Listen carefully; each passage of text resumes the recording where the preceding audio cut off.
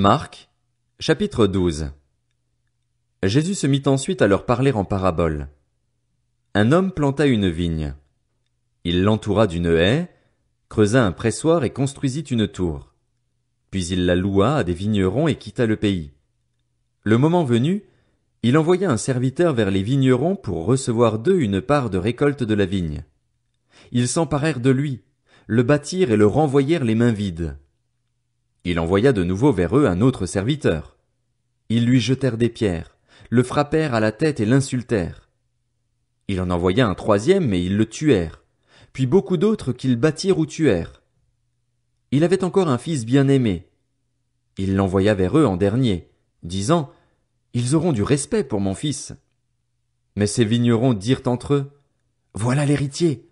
Venez, tuons-le et l'héritage sera à nous. » Et ils s'emparèrent de lui, le tuèrent et le jetèrent hors de la vigne. Que fera donc le maître de la vigne? Il viendra, fera mourir les vignerons et donnera la vigne à d'autres. N'avez-vous pas lu cette parole de l'Écriture? La pierre qu'ont rejetée ceux qui construisaient est devenue la pierre angulaire. C'est l'œuvre du Seigneur, et c'est un prodige à nos yeux. Ils cherchaient à l'arrêter, mais ils redoutaient les réactions de la foule. Ils avaient compris que c'était pour eux que Jésus avait dit cette parabole. Ils le laissèrent alors et s'en allèrent. Ils envoyèrent auprès de Jésus quelques pharisiens et des hérodiens, afin de le prendre au piège de ses propres paroles. Ils vinrent lui dire, « Maître, nous savons que tes paroles sont vraies et que tu ne te laisses influencer par personne, car tu ne regardes pas à l'apparence des gens et tu enseignes le chemin de Dieu en toute vérité. Est-il permis, ou non, de payer l'impôt à l'empereur? Devons-nous payer ou ne pas payer? » Mais Jésus, connaissant leur hypocrisie, leur répondit, « Pourquoi me tendez-vous un piège? Apportez-moi une pièce de monnaie afin que je la voie. » Ils en apportèrent une.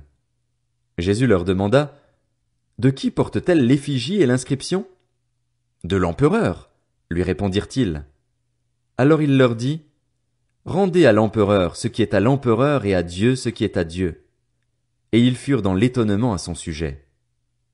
Les Sadducéens, qui disent qu'il n'y a pas de résurrection, vinrent auprès de Jésus et lui posèrent cette question. « Maître, voici ce que Moïse nous a prescrit. Si un homme meurt et laisse une femme sans avoir d'enfant, son frère épousera la veuve et donnera une descendance à son frère. Or, il y avait 7 frères. Le premier s'est marié et est mort sans laisser de descendance. Le deuxième a pris la veuve pour femme et est mort sans laisser de descendance.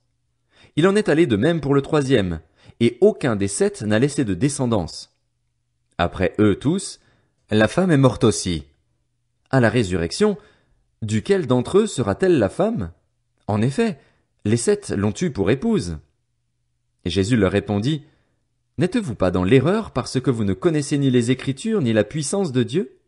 En effet, à la résurrection, les hommes et les femmes ne se marieront pas, mais ils seront comme les anges dans le ciel. En ce qui concerne la résurrection des morts, n'avez-vous pas lu dans le livre de Moïse ce que Dieu lui a dit, dans l'épisode du buisson? Je suis le Dieu d'Abraham, le Dieu d'Isaac et le Dieu de Jacob. Dieu n'est pas le Dieu des morts, mais des vivants.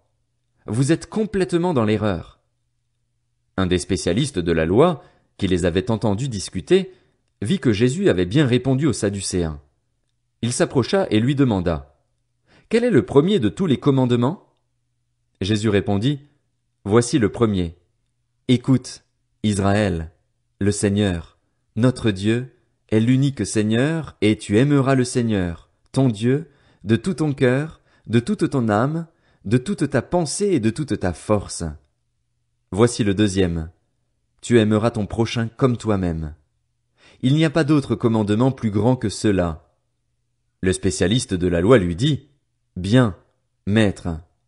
Tu as dit avec vérité que Dieu est unique, qu'il n'y en a pas d'autre que lui et que l'aimer de tout son cœur, de toute son intelligence, de toute son âme et de toute sa force, et aimer son prochain comme soi-même, c'est plus que tous les holocaustes et tous les sacrifices. » Voyant qu'il avait répondu avec intelligence, Jésus lui dit, « Tu n'es pas loin du royaume de Dieu. » Personne n'osa plus lui poser de questions.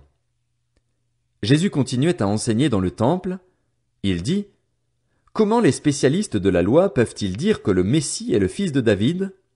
En effet, David lui-même, animé par l'Esprit Saint, a dit: Le Seigneur a dit à mon Seigneur, Assieds-toi à ma droite jusqu'à ce que j'aie fait de tes ennemis ton marchepied. David lui-même l'appelle Seigneur. Comment peut-il donc être son fils? Et une grande foule l'écoutait avec plaisir. Il leur disait dans son enseignement: Attention aux spécialistes de la loi qui aiment se promener en longue robe et être salués sur les places publiques. Ils recherchent les sièges d'honneur dans les synagogues et les meilleures places dans les festins. Ils dépouillent les veuves de leurs biens tout en faisant pour l'apparence de longues prières. Ils seront jugés plus sévèrement. Jésus était assis vis-à-vis du tronc et regardait comment la foule y mettait de l'argent. De nombreux riches mettaient beaucoup. Une pauvre veuve vint aussi. Elle y mit 2 petites pièces, une toute petite somme. Alors Jésus appela ses disciples et leur dit: Je vous le dis en vérité, cette pauvre veuve a donné plus que tous ceux qui ont mis dans le tronc, car tous ont pris de leur superflu pour mettre dans le tronc, tandis qu'elle, elle a mis de son nécessaire, tout ce qu'elle possédait, tout ce qu'elle avait pour vivre.